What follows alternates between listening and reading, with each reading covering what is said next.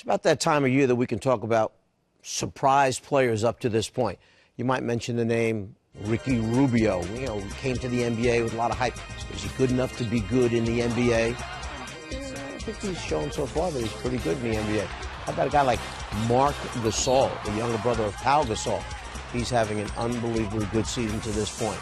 But the guy that I would have to say, if there's one player, that's my surprise player up to this point, Jeremy Lin of the New York Knicks. The point guard inserted into the starting lineup suddenly leads the Knicks on a tear. They win 7 games in a row. They were out of the playoff picture. Suddenly they're back in the playoff picture because of this 6'3" point guard. Not only can he find teammates and set them up, but he's also been a big-time scorer for them.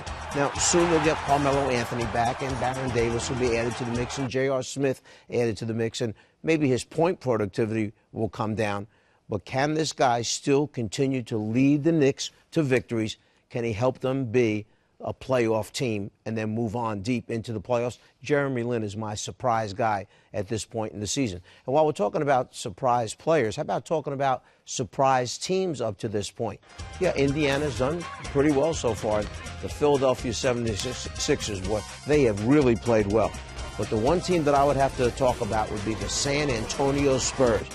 Spurs losing a number of guys in the offseason, bringing in a few new players, having Manu Ginobili go down with a broken hand early on in the season, Tim Duncan having his minutes cut back to about 22 per game.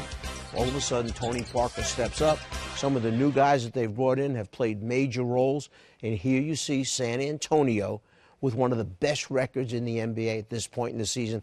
I would have to say that they're the surprise team to me at this point.